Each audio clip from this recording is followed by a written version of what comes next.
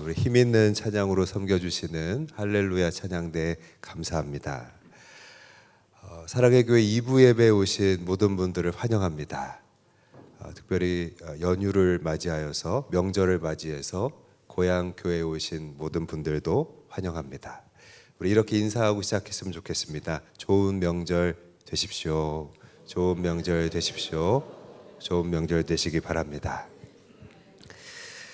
이 시간에 아버지 하나님이라는 제목으로 주일 예배 말씀을 전하겠습니다. 예수님은 하나님을 아버지라고 부르셨습니다. 우리말 옛 번역에 보면요, 한문으로 하늘천, 아비부 이런 글자를 썼는데요, 그래서 천부라고 했는데 마태복음에 보면요, 그 하늘 아버지께서 허락하지 않으시면 참새 한 마리도 팔리지가 않는다는 것입니다. 이렇게 보면 여러분, 참새가요, 어떤 참새가 1번이고 2번인지 잘 구분이 안 되잖아요. 그 정도로 다 비슷비슷하고 조그만데요, 그래서 참새라고 하면 그 가치가 굉장히 흔하고 적은 것처럼 느껴지지만 여러분, 그런 미물도요, 천부이신 하늘 아버지이신 우리 하나님이 다 돌보신다는 것입니다. 하물며 하나님의 형상대로 창조된 우리 하나님의 자녀들은요, 여러분 어떨까요? 그 아버지께서 당연히 돌보시지 않겠냐는 것입니다. 성경은 이렇게 하나님의 아버지 되심을 말합니다. 나아가서 그분의 돌보심을 얘기하는 것입니다. 그렇다면 여러분, 우리는 언제 하나님을 그런 아버지로서 우리를 돌보시는 분으로 느낄 수 있을까요? 우리가 생각이 짧을 때는요, 나만 생각할 때는요, 모든 게 당연한 것 같잖아요. 고마운 줄 모르고 또 귀한 줄 모르고, 그죠? 내가 먹고 입는 것들이, 또 나에게 허락된 것들이 우리는 당연하다고 생각할 때가 있습니다. 그런데 아버지의 마음을 공감할 수 있을 때가 되면, 내가 그 아버지처럼 성장해 나갈 때가 되면 아버지께서 이러셨겠구나, 우리는 비로소 생각하게 되는 것입니다. 국민가수 싸이의 아버지라는 노래가 있는데요, 가사가 이런 가사가 나옵니다. 아버지, 이제야 깨달아요. 어찌 그렇게 사셨나요? 더 이상 쓸쓸해하지 마요. 이제 나와 같이 가요. 이 노래를 보면요, 아들이 성장해서 아버지가 이런 마음이셨겠구나, 그렇게 느낄 때 고백하는 가사잖아요. 그러니까 성장할 때 아버지 마음을 알 수가 있다는 것입니다. 그런데 여러분, 성경은요, 그런 우리들의 믿음의 성장이 바로 광야에서 이루어진다고 말하는 것입니다. 이스라엘 백성들은요, 하나님이 그들에게 주시기로 약속한 땅이 있었잖아요. 근데 바로 그 땅으로 들어가지 않고 먼저 광야로 가게 됐는데요, 그 이유는 성장이 필요하기 때문입니다. 그러니까 약속을 받을 만한 그런 사람 되라는 겁니다. 그들이 앞으로 누릴 것들에 적합한 모습이 되라는 겁니다. 변화가 필요했고요, 성장이 있어야 했다는 것입니다. 이를테면 이스라엘 백성은 오랫동안 여러분 애굽의 노예로서 그렇게 지내다가 해방됐잖아요. 그런데 여전히 노예 같은 모습들이 그들에게 남아 있었다는 것입니다. 자유를 줬는데 자유를 누리지 못하는 거예요. 여러분, 자유인이라고 하면 특징이 뭐라고 생각하십니까? 스스로 선택하고 결정하는 것입니다. 그게 자유잖아요. 스스로 하나님을 섬기고, 자유인이라면 스스로 하나님을 섬기고 스스로의 의지로 하나님께 순종해야 하는 것입니다. 근데 막상 자유가 주어지니까요, 이스라엘은 하나님을 원망하고 있는 것입니다. 영화 쇼생크 탈출에 보면요, 40년 만에, 그러니까 40년 동안 복역 생활을 하다가 가석방된 이 레드라는 인물이 나옵니다. 굉장히 유명한 배우인데 모간 프리만이라는 배우가 연기를 했습니다. 레드는 감옥에서 시키는 것만 하다가 오랜만에 밖에 나오니까요, 누군가의 허락 없이 무엇인가를 하는 곳에 굉장한 불안감을 느끼는 곳입니다. 예를 들면 직장에서 화장실을 가고 싶을 때 그때마다 관리자에게 허락을 구하는 곳입니다. 그러니까 자유인이 되었지만요, 감옥에 있는 것처럼 행동한다는 것입니다. 그러니까 신분이 변화된 속도를 이 삶의 속도가 따라가지 못하는 것입니다. 예를 들어서 갓 중학생이 된 1학년들을 보면요, 중1들을 보면 어떻습니까? 그 중에는 아직 초등학생 티가 나는 애들이 종종 끼어 있습니다. 보통 중학생 하면 여러분 이미지가 어떤가요? 느글느글하고 뺀질뺀질하고 그런데 가끔 보면 1학년 중에 좀 풋풋하고 아직 뽀얗고 애 같은 그런 친구들이 더러 껴있는 것입니다. 영화 광해에 보면요, 광대로 살아가던 이병헌이 나오는데요, 당시에 임금이었던 광해군과 얼굴이 닮았다는 설정입니다. 임금에게 유고가 생겼을 때 임금을 대신해서 꼭두각시 역할을 하게 됩니다. 그런데 왕이 입는 골룡포를 입었지만 그 왕실의 예법이라든지 그 언어에 익숙하지 못해서요, 굉장히 곤란함을 겪게 됩니다. 그의 행동은 한마디로 왕 같지가 않았다는 것입니다. 그러니까 변화된 신분에 걸맞는 모습이 되기 위해서는요, 우리에게 변화되기 위한 시간이 필요하고요, 그 과정을 거쳐야만 한다는 것입니다. 그런 점에서 여러분, 광야는요, 하나님 자녀답게 우리가 성장하기 위한 그 과정이라고 말할 수 있는 것입니다. 광야는 그래서 벌 받는 것과는 다른 것입니다. 예를 들어 군대에 가면 여러분, 군기 교육대라는 게 있잖아요. 병사들이 평소에 잘못하면 벌점이 쌓이는데 그 벌점이 많아지면 군기 교육대에 가게 됩니다. 말 그대로 연병장에서 구르면서 바짝 기합이 들어가게 하는 그런 과정이 군기 교육대입니다. 심하게 말하면 이 잘못을 저지른 병사에게 따끔한 맛을 보여주는 것입니다. 거기에는 애정이 없고요, 벌 주는 일만 있다는 것입니다. 근데 광야는 그것과 다르다는 것입니다. 평소보다 조금 어렵고 좀 힘든 시간을 지나는 것은 사실이지만 광야는요, 중요한 부분인데 하나님과 동행하며 걷는 시간이라는 것입니다. 여러분, 왜 우리는요 좀 어려울 때가 돼야 이 하나님의 은혜를 바로 보게 될까요? 모든 게 좋고 수월할 때는요, 사실 곁에 계시는 하나님을 보기가 어렵기 때문입니다.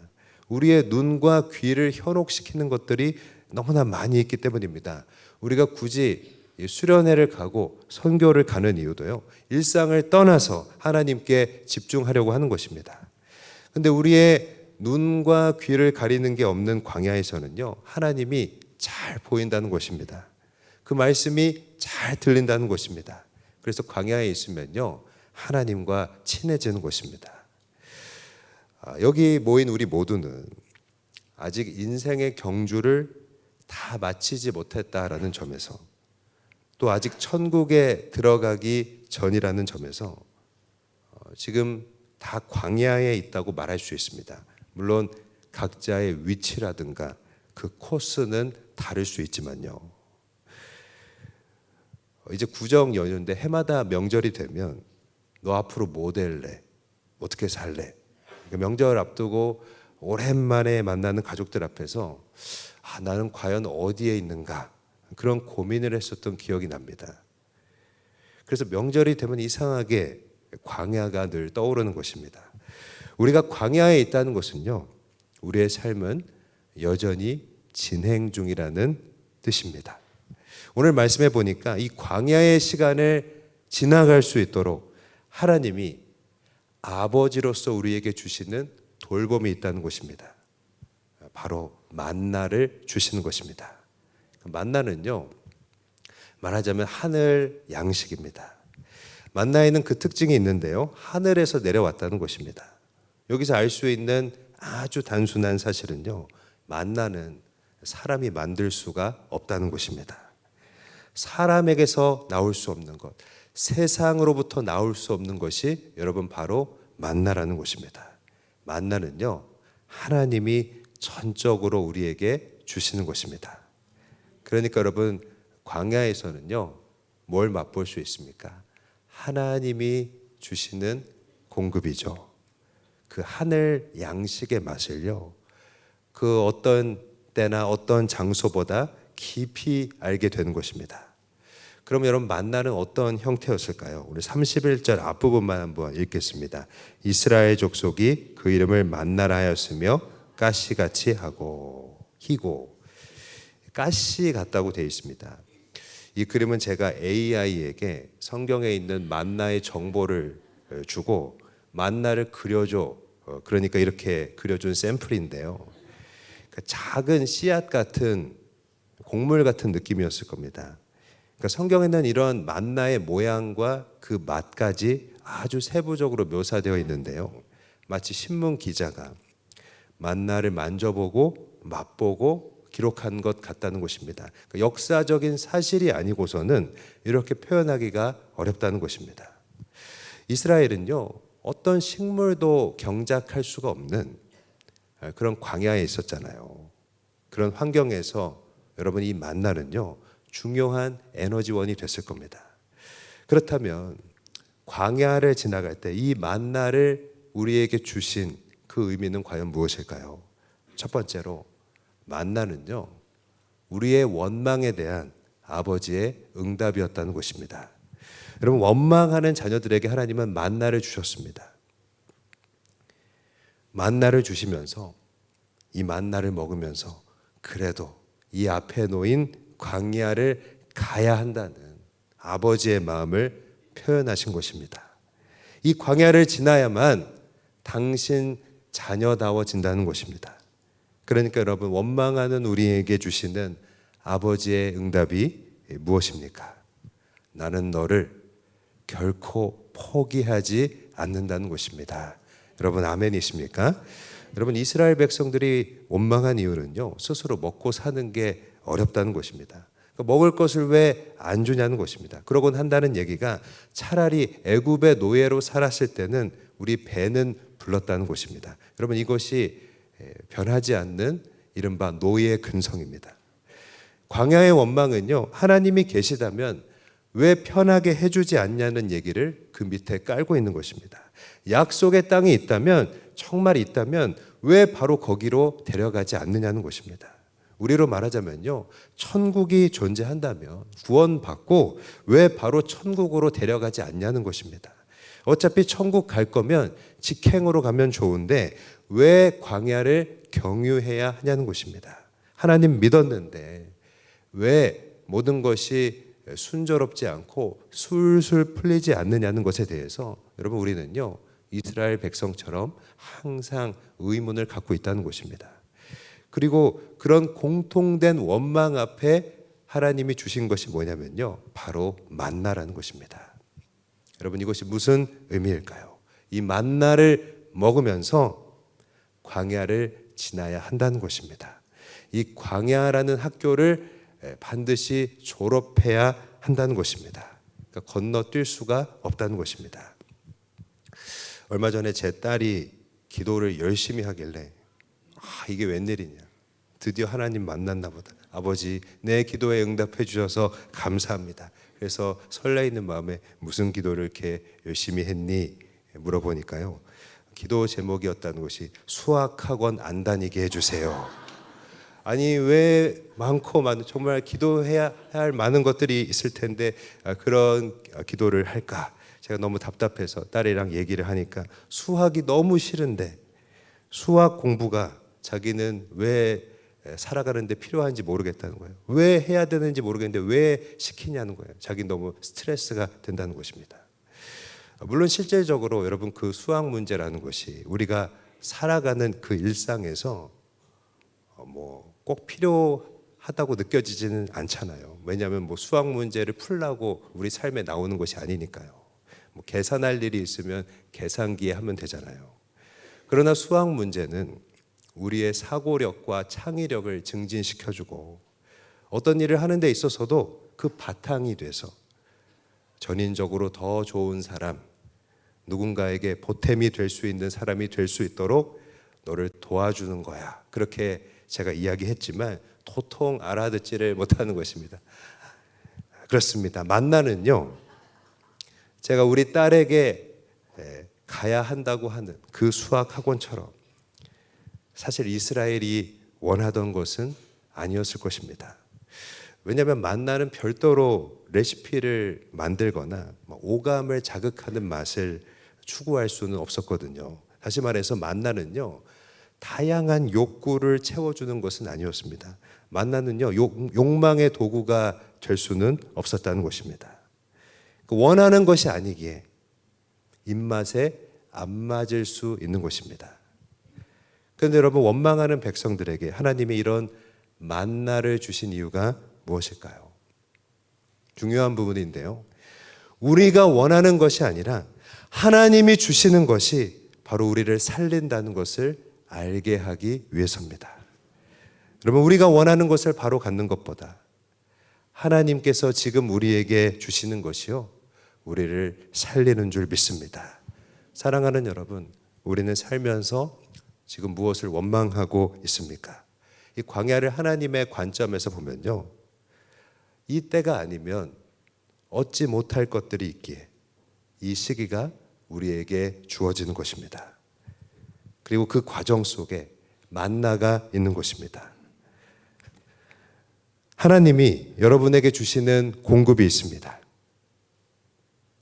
만나처럼 우리가 원하던 것은 아닐 수 있습니다. 그러나 그 만나를 붙들고 이 광야를 통과하라는 아버지의 마음, 나는 너를 포기하지 않는다는 그 아버지의 마음을 우리가 알게 되기를 주의 이름으로 축복합니다. 광야에서 만나를 주시는 의미 두 번째는요, 이 만나는 우리의 두려움에 대한 아버지의 응답이었다는 것입니다. 여러분, 광야를 알고 들어가는 사람은 없을 것입니다. 그래서 광야는 참 두려운 코스입니다. 광야의 두려움은 이런 것들이라고 생각합니다. 내가 과연 할 수 있을까? 내가 갈 수 있을까? 여러분, 그 속에 있다 보면요, 점점 소망이 흐려지는 것입니다. 그런데 오늘 말씀에 보면요, 그 광야의 끝까지, 광야를 마치는 그 순간까지 다름 아닌 만나가 매일같이 내렸다는 것을 보게 됩니다. 오늘 35절 말씀 읽겠습니다. 시작. 사람이 사는 땅에 이르기까지 이스라엘 자손이 40년 동안 만나를 먹었으니 만나를 먹었더라. 여러분, 광야는 길이 없는 곳이잖아요. 그러니까 광야에 들어서면요, 가장 힘든 게 방향을 가늠하기가 어렵다는 것입니다.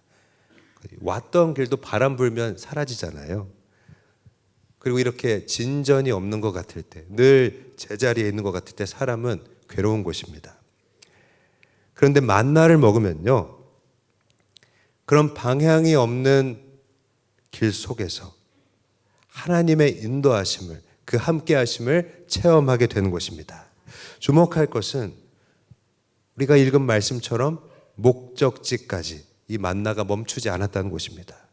약속의 땅에 들어갈 때까지 하나님이 먹을 것을 주셨다는 얘기입니다. 그럼 무엇을 의미할까요? 아버지 하나님은요, 우리를 책임지신다는 것입니다. 여러분, 아멘이십니까? 두려워하는 이스라엘에게 여러분, 만나를 주신 것은요, 내가 너를 책임진다는 아버지의 응답이었다는 것입니다. 그러니 여러분, 당장 길이 보이지 않아도요, 우리는 두려워하지 말아야 하는 것입니다. 또 광야는 우리가 볼 때는 방향이 없는 길 같지만 사실 약속의 땅으로 인도하는 유일한 통로라는 것입니다. 이 광야를 지나면요, 마침내 가고자 하는 그 땅이 나오는 줄 믿습니다. 많이 읽혀진 책이죠. 아프니까 청춘이다라는 책에 보면 대학생들에게 이런 질문을 하고 있습니다. 당신은 인생의 전성기가 몇 살이 되어야 한다고 생각합니까? 그런데 재밌는 것은 대학생들의 그 대답이요, 1위가 29세, 2위가 28세, 3위가 35세였다는 것입니다. 그러니까 전반적으로 굉장히 빠른 나이에 절정에 도달해야 한다고 대답했던 것입니다. 이것은요, 젊은이들의 공통적인 특징인데 그 조급성을 보여준다는 것입니다. 한마디로 말하면 빨리 성공하고 싶다는 것입니다. 하지만 그렇지 못한 현실 속에서 많은 사람들은 조급해하고 불안해하고 상실감에 사로잡히는 것입니다. 그러나 여러분, 광야의 메시지는, 이 만나의 메시지는요, 빨리라는 그 속도에 있지 않은 것입니다. 만나의 메시지는요, 하나님과 같이 가야 성공이라는 것입니다. 그 점에서 우리에게는요, 이 광야에서 기다려야 하는 일들이 많이 있다는 것입니다. 예를 들어서 여러분, 우리가 조개를 먹을 때 해감이라는 작업을 하게 되잖아요. 조개를 깜깜한 곳에 따뜻한 물에 오랫동안 담가 놓습니다. 그러면 조개가 적응을 해서 스스로 자기 안에 있는 모래와 여러 찌꺼기들을 쏟아냅니다. 이것을 조개 해감이라고 하잖아요. 그런데 여러분, 우리도 이 조개처럼 우리 내면으로부터 뱉어내야 하는 것들이 있다는 것입니다. 이를테면 기다려야 내 속에 있는 도끼가 빠져나오는 것입니다. 여러분, 광야에서 만나를 먹으면서 기다릴 때 내 속에 있는 악한 것들이 빠져나오는 것입니다. 다혈질이었던 모세가 여러분 온유한 자 되는 것입니다. 또 여러분, 광야에서는요, 우리에게 긴장감도 주어진다는 것입니다. 왜냐하면 깨어 있어야만 이 광야를 통과할 수 있기 때문입니다. 유럽의 그 북극해에 가면요, 청어가 많이 잡힌다고 합니다. 청어 아시죠? 가시가 많은 생선인데 그 북유럽 사람들은 청어를 굉장히 좋아하더라고요. 샌드위치에도 이 청어로 만든 스프레드를 막 발라서 먹더라고요.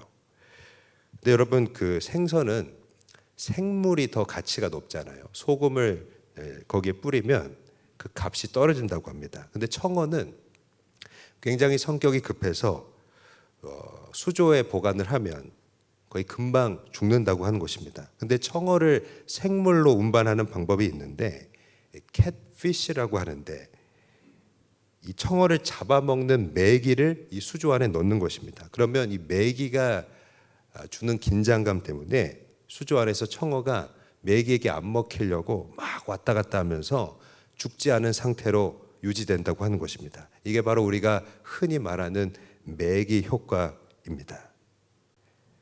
여러분, 이스라엘에게는요, 그들을 핍박하는 애굽의 바로가 메기였습니다. 또 홍해까지 뒤쫓아왔던 애굽의 군대가 메기였습니다. 광야에서 그들을 유혹하고 그들을 못 살게 굴었던 이방인들이 메기였습니다. 여러분이 잘 아시는 다윗도요, 사울 왕에게 쫓겨서 광야를 도망 다닙니다. 여러분, 나의 직장에서 나를 힘들게 하는, 나를 괴롭히는 상사가 내 인생의 매기입니다. 내가 뭔가 하려고 할 때마다 내 마음을 힘들게 하는 그 사람이 내 인생의 매기라는 것입니다. 그러나 여러분, 그 매기의 존재가 나로 하여금 기도하게 하고 나에게 주어진 광야를 깨어서 통과하게 하는 것입니다. 여러분, 여러 가지 광야가 있는 이유가 무엇일까요? 우리로 하여금 여러 가지로 구비하고 부족함이 없게 하기 위해서입니다. 여러분, 우리가 물질 문제, 사람 문제, 건강 문제, 또 자녀 문제로 우리에게 시험이 오는 이유가 무엇일까요? 그 모든 것을 감당할 수 있는 준비된 사람으로 만들기 위해서입니다. 어떤 제가 아는 훌륭한 교수님의 얘기입니다. 그분은요, 다른 사람들보다, 그 동기들보다 전임 교수로 임용되는 시기가 좀 늦었다고 합니다. 그리고 그 과정에서 마음고생을 하면서 이것저것 안 겪어본 것이 없었다고 합니다. 지금은 물론 아주 전문가, 최고의 교수가 되어 있습니다. 마당발이 됐고요, 못하는 것이 없다는 것입니다. 그분이 제일 좋아하는 말씀이 이 구절이라는 것입니다. 야고보서 1장 4절을 참고로 읽겠습니다. 시작. 인내를 온전히 이루라. 이는 너희로 온전하고 구비하여 조금도 부족함이 없게 하려 함이라. 조금도 부족함이 없게 하려 함이라. 다양한 광야들을 견디는 것이 여러 가지 상황을 잘 감당하는 조금도 부족함이 없는 모습으로 우리를 만들어주는 그 원동력이 되는 것입니다. 사랑하는 여러분, 하나님이 주시는 만나를 먹으면서 이 광야를 견디면요, 결국 광야 속에서도 하나님이 나를 책임지신다는 것을 알게 되는 것입니다. 하나님은요, 우리가 읽은 말씀처럼 목적하신 곳까지 데려갈 때까지 그 만나를 우리에게 주시는 것입니다. 만나는 우리를 책임지신다는 하나님의 약속이 되는 것입니다. 그래서 만나를 먹는다는 것은요, 우리가 지금도 제자리에 있는 것 같지만 약속의 땅으로 가고 있다는 뜻입니다. 여러분, 우리가 만나를 먹는다는 것은요, 내가 광야 속에 홀로 있는 것 같지만 지금 아버지가 나와 함께 계신다는 뜻입니다. 사랑하는 여러분, 책임지시는 아버지의 마음을 알게 되기를 원합니다. 그렇다면 여러분, 만나는 구체적으로 무엇일까요? 이제 이 성경에 나오는 것처럼 그 곡물 같은 씨앗이 우리에게 더 이상 내려오지는 않잖아요. 그 대신에 하늘에서 하나님이 우리에게 공급하시는 것이 있다고 생각합니다. 바로 하나님의 은혜라는 것입니다. 우리를 영적으로 살리는 양식, 말씀이라는 것입니다. 마태복음 4장 4절을 참고로 읽습니다. 시작. 예수께서 대답하여 이르시되 기록되었을 때 사람이 떡으로만 살 것이 아니요 하나님의 입으로부터 나오는 모든 말씀으로 살 것이라 하였느니라 하시니. 예수님은요, 사람이 떡으로만 살 것이 아니라 하나님의 말씀으로 살아야 한다고 우리에게 보여주셨습니다. 우리에게 세상의 기준도, 그 세상의 요구도 물론 있어야겠지만, 그런 것들이 충족이 되어야겠지만 하나님의 말씀이 있어야 한다는 것입니다. 그 말씀이 없다면요, 살아있어도 죽은 것과 같다는 것입니다. 말씀이 없으면 우리는 빈 껍데기 같은 영혼이라는 것입니다.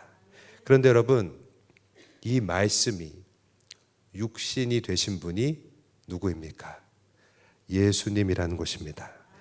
결국 여러분, 광야에서 우리에게 만나를 주시는 것은요, 광야에서 그 예수님이 누구신지를 알라는 것입니다. 그리고 광야 끝까지, 광야가 끝날 때까지 그 만나를 먹이신다는 것은요, 광야에서 만나는 예수님이 우리의 삶을 책임지신다는 것입니다. 그리고 오늘 말씀의 핵심은 그 만나를, 그 은혜를 우리가 잘 간수해야 한다는 것입니다. 오늘 본문 32절 말씀을 읽겠습니다. 시작. 모세가 이르되 여호와께서 이같이 명령하시기를 이것을 오멜에 채워서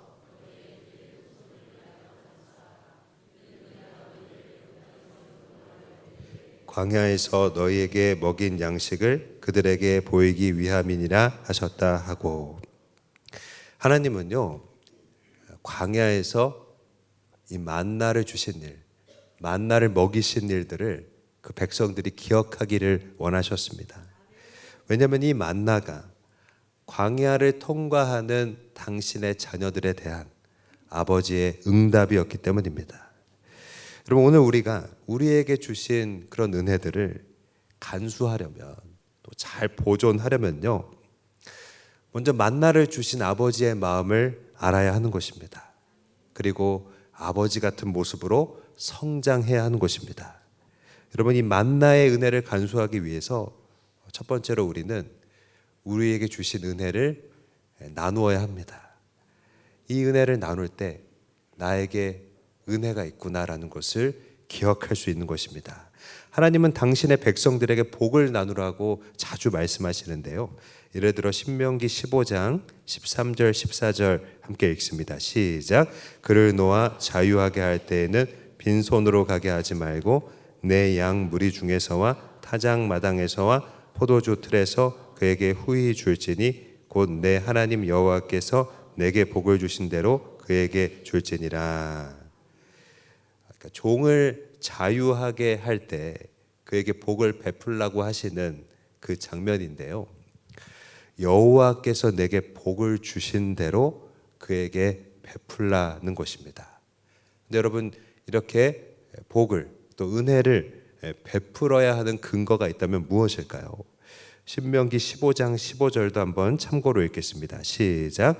너는 애굽 땅에서 종 되었던 것과 내 하나님 여호와께서 너를 속량하셨음을 기억하라. 그것으로 말미암아 내가 오늘 이같이 내게 명령하노라. 복을 베풀어야 하는 근거는요, 우리가 먼저 그 하나님 안에서 받은 은혜가 있기 때문입니다. 그 이스라엘을 애굽의 종 되었던 그런 삶 속에서 해방시켜 주셨던 그 하나님의 은혜가 그들에게 주어져 있다는 것입니다. 그 은혜를 기억하면서 은혜를 베풀라는 것입니다. 또 소산을 거둘 때 다른 이들을 위하여 남겨두라는 은혜 베품에 대해서도 하나님은 말씀하셨습니다. 신명기 24장 19절입니다. 시작. 내가 밭에서 곡식을 벨 때에 그 한 뭇을 밭에 잊어버렸거든 다시 가서 가져오지 말고 나그네와 고아와 과부를 위하여 남겨두라. 그리하면 내 하나님 여호와께서 내 손으로 하는 모든 일에 복을 내리시리라. 아멘. 받은 은혜를 나눌 때 나에게 은혜가 있었다는 그 사실이 기억되고요. 그 은혜는 다시 새롭게 되고 그 은혜는 간직될 수 있는 것입니다. 소설가 이철환 씨의 못난이 만두 이야기라는 책이 있습니다. 거기 보면 이런 얘기가 나옵니다. 아버지가 돌아가시고 어머니가 아픈 배고픈 아이가 있었습니다. 근데 만두 가게 아저씨가 이 아이를 위해서 일부러 만두를 터뜨리는 것입니다. 일부러 만두 옆구리를 터지게 해서 일부러 못난이 만두를 만드는 것입니다. 그리고는 야, 이거 팔 수도 없으니까 가져가서 먹어라. 그렇게 배고픈 아이의 마음을 돌보는 것입니다. 이 아이는요, 받은 만두로 인해서 자존심이 상하지 않습니다. 왜냐하면 못난이 만두고 팔 수 없는 만두였기 때문입니다. 이 소설에 나오는 만두 가게 아저씨처럼 우리는 우리 삶에서 때로는 멀쩡한 만두를 터뜨릴 수 있는 크리스찬이 돼야 한다고 생각합니다. 사랑하는 여러분, 이 연휴 때에 누구를 만나십니까? 가족을 만나시는 분들도 있을 것이고 지인들을 만나는 분들도 계실 것입니다. 그분들에게 여러분을 인도하신 은혜를 나눌 수 있기를 원합니다. 믿음의 권면을 전할 수 있기를 원합니다. 또 부모님이 믿음에 대해서 말씀을 하시면 그걸 잔소리라고 듣지 말고 마음에 품을 수 있기를 원합니다.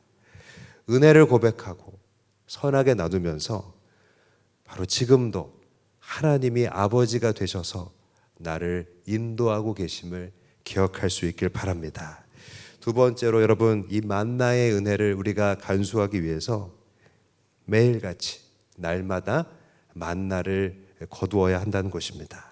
그럼 만나의 핵심이 무엇일까요? 신선함, 싱싱함이라고 생각합니다. 그러니까 매일 먹을 만큼을 매일 직접 거두어야 하는 것입니다. 제가 AI에게 만나를 매일 거두는 모습을 그려줘라고 하니까 이렇게 만들어줬습니다. 여러분, 자신이 직접 매일 나가서 그 만나를 이렇게 거두어야 한다는 점에서 만나를 받기 위한 순종이 있어야 했을 것입니다. 한편 당일 먹을 만큼만 거두어야 됐잖아요. 더 많이 거두면 막 묵혀두려고 하면 만나는 상해버렸습니다. 근데 여러분, 사람들은 왜 많이 거두려고 했을까요? 내일은 만나가 주어지지 않을 수도 있다는 불안이나 염려 때문이었을 것입니다.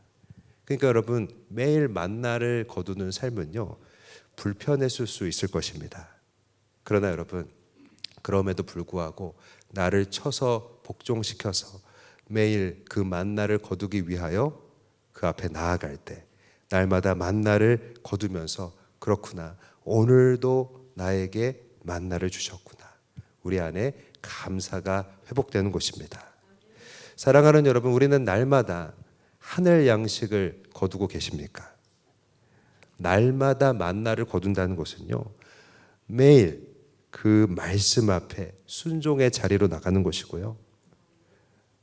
오늘 주시는 그 은혜를 통해서 내일도 나를 공급하시고 인도하실 것을 신뢰하는 것입니다. 그러므로 사랑하는 여러분, 매일 만나를 거둘 때에 하나님이 이 광야에서 늘 제자리에 있는 것 같은 나의 삶에서 소망이 점점 무뎌지는 것 같은 나의 두려움의 순간 속에서 그 은혜를 거둘 때에 하나님이 나를 인도하고 계시다는 것을 확신할 수 있게 되길 바랍니다. 여러분, 하나님이 우리를 인도하신다는 것이 어떤 의미일까요? 예를 들면요, 신명기 1장 30절 31절 같이 읽겠습니다. 시작. 너희보다 먼저 가시는 너희 하나님 여호와께서 애굽에서 너희를 위하여 너희 목전에서 모든 일을 행하신 것 같이 이제도 너희를 위하여 싸우실 것이며 서도 너희가 당하였거니와 사람이 자기 아들을 안는 것 같이 너희 하나님 여호와께서 너희가 걸어온 길에서 너희를 아느사 이곳까지 이르게 하셨느니라. 아멘. 여기 보니까요, 하나님의 인도하심이라는 것은요, 우리보다 앞서 가시고, 그죠? 또 우리를 위하여 싸우신다는 것입니다. 그러니까 여러분, 오늘도 나에게 만나가 주어진다는 것은, 하나님이 오늘도 나에게 일용할 그 은혜를 주신다는 것은요, 바로 그분이 지금 나보다 앞서 가고 계시다는 증거라는 것입니다.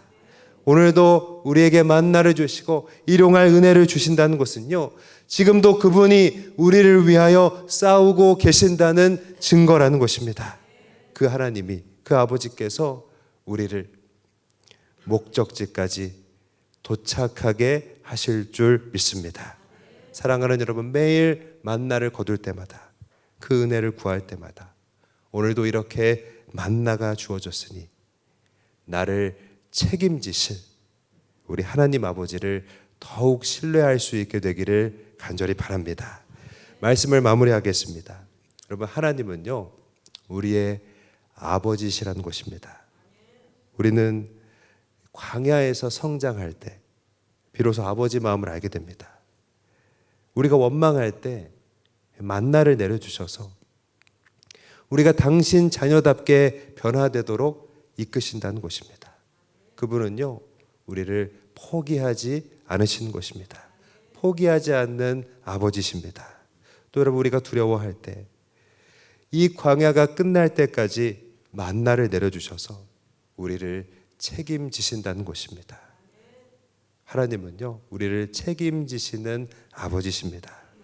그리고 이 포기하지 않고 끝까지 책임지시는 만나의 은혜를 우리는 간직해야 하는 것입니다. 아버지가 포기하지 않고 책임지시면요, 우리는 약속의 땅으로 들어가게 될 것입니다. 여러분, 약속의 땅으로 들어가는 것 무엇일까요? 이 땅에서 하나님이 우리에게 예비하신 모습이 되고, 이 땅에서 하나님이 예비하신 그 위치에 우리는 도달하게 될 것이고, 이 땅에서 하나님이 예비하신 일들을요, 우리는 성취하게 될 것입니다. 궁극적으로는요, 하나님 계시는 천국에 들어가게 될 것입니다. 나에게 주신 은혜를 나누고 그 은혜로 섬기고 또 날마다 그 은혜를 구하면서 거두면서 오늘도 하나님 아버지를 더욱 신뢰하게 되는 저와 여러분 되시기를 주의 이름으로 간절히 바라고 사랑으로 축복드립니다. 하나님께 영광 돌리겠습니다.